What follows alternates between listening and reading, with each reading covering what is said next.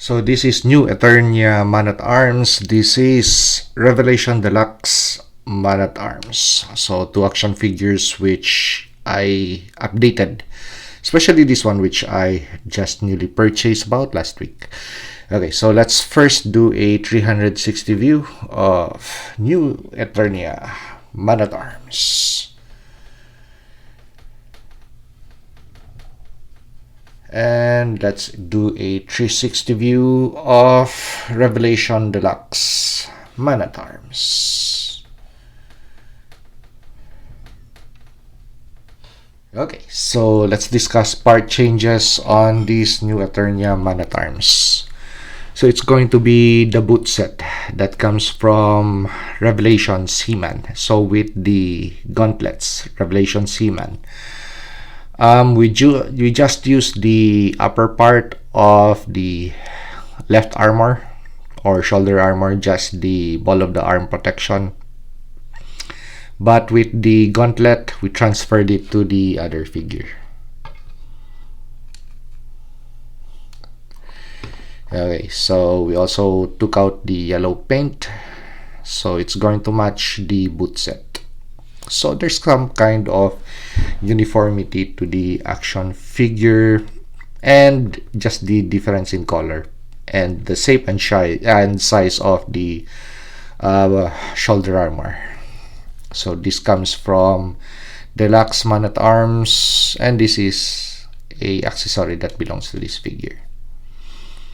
Okay, now take a note of the difference between these two gauntlets. So one is going to be basic protection, the other one is going to house a pistol of some sort or a blaster. Okay, so we have the cartridges just under the gauntlet, and this used to be a knife sheath. So that's from G.I. Joe Classified series. That of course too is from G.I. Joe Classified series. So I needed something that's very slim in design. When you take a look at it from afar, it just blends in.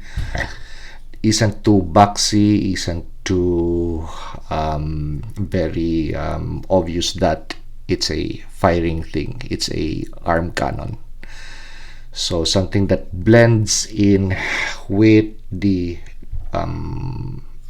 suit of the action figure, something that does not stand out, because this really stands out, different color, but we want something uniform on this side. Okay, so something similar to what this other figure has a forearm blaster. Okay, so sword that comes from Fortnite, and of course he still holds on to his original weapon. So very simplistic kitbash. So I wasn't interested with the two-phase configuration of Man at Arms, wherein we have one side that is fully armored while the other side is bare. Somehow just does not make sense for me. So I want something uniform. So we have overall protection, but at the same time, just to have a little bit of contrast, so different colors in shoulder protection. So that's it. And of course, we panel lined the armor and place a little bit of black paint on the reactive plates on the shoulder armor. Those are reactive plates. Okay, so very simple design for Man at Arms, new Eternia. Okay, so another design, something more rugged. So let's take a look at Deluxe Man at Arms. So I already got rid of the missile rack on this side. it's a good accessory, but somehow if you're going to continuously play with this action figure, that thing is going to fall off unless you want to really glue it on there. Plus, it would always hinder with soft goods material, which I want this figure to have something that would really make him super cool.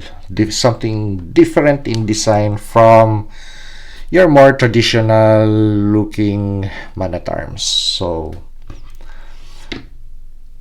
we added soft goods material as a cape. So we got rid of the original cape that was included by Mattel. It looks too toyish. We need something that feels very realistic and rugged. Okay, so rough cuts once again.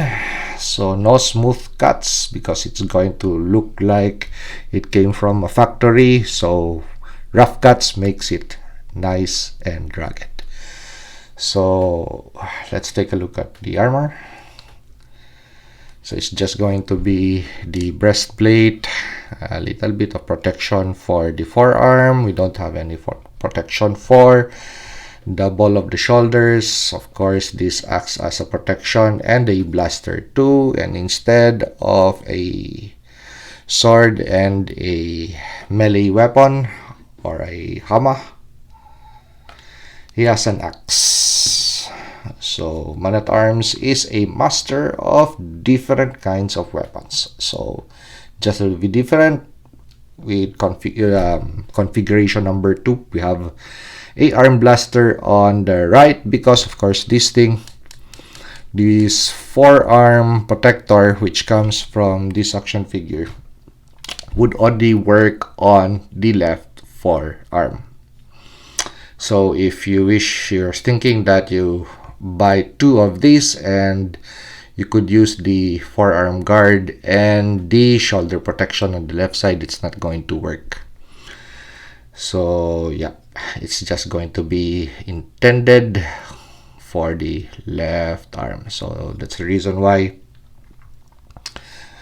Plus, I cut off the connection point on this section because it just doesn't make sense, and it impedes the articulation points of the action figure by having this the armor system connected. So I cut it off on this section. So this Man-at-Arms sports that forearm armor, and I also panel lined it with a Gundam marker. Gave him an axe, I mean. Of course, these are changes that I already introduced before with the action figure. So knee pads and shin guards. So those are from G.I. Joe Classified series. So this one really looks roughed up, wherein we have indentations on the shin guards. So which means that this has been in contact with something that is hard. Okay.